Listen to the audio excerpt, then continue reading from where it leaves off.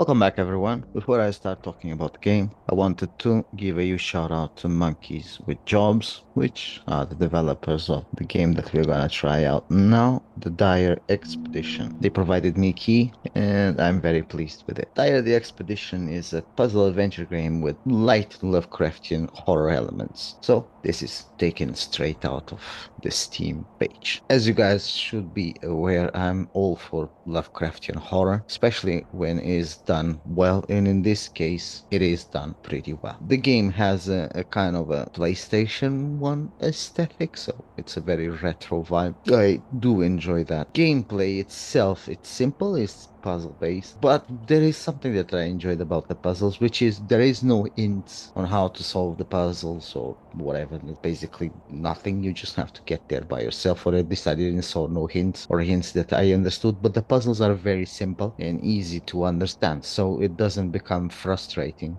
One puzzle, I think it took me like 2 or 3 minutes to solve because I couldn't understand what the puzzle wanted, but that was as I said, just one puzzle. It's quite puzzle heavy, so means that one puzzle doesn't actually broke my mind. But in this case, the Dire Expedition is, as I said, a Lovecraftian horror game, and it's based on the Mountains of Madness, or at the Mountains of Madness from H.P. Lovecraft. I always wondered why there aren't more games based on that novel, because the novel seems just made for a movie or for a game or whatever, especially a movie. I think a movie will be quite nice, considering that Guillermo del Toro has been talking about doing a movie of the Mountains of Madness for quite a few years now. I don't think no one will ever be able to do it. I like the approach that the Dire Expedition has to the horror, which is, spoiler alert, there aren't really monsters involved. There is a tension in the game and in the atmosphere that something might be lurking, but that's the only thing. And I think that works very well, because that's exactly how Lovecraft would have intended even in his novella. There is a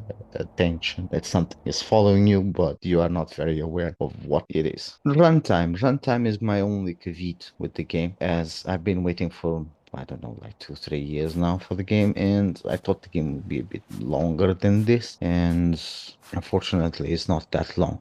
I think I could beat it in an hour and a half, something like that. And yeah, that was the most of it. Although the price is also very enticing, it's around £6.69 I can see here, this in British pounds. Yeah, for the runtime that it has, which I can see here that I played for an hour, and as I said, I got stuck in one puzzle, but not for long, so you can count around 55 minutes to 1 hour of gameplay. And yeah, I think the price is quite fair for what it is in here. You can see that there is a lot of love for the game presentation that it has. You can see that Monkeys with Chops, they really enjoyed the Lovecraftian vibe, and I do hope to see more from these developers, because they really nailed it with this one. I hope they keep bringing more Lovecraftian stories as well, because as I said before in many videos, there aren't many of them, and I think there should be a bit more of those around, because let's face it, horror is becoming quite stale. Everything is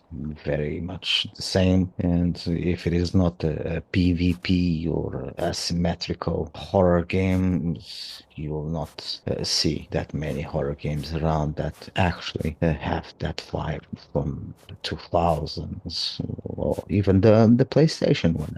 As I said, I did enjoy this one. I hope to see more from the developers. An absolute recommendation from you for you guys to try it out. And that's all for me for my shortest review. And I hope you guys enjoy the game. If you do, I'll leave a link to the game in the description. And with luck, I'll see you next time.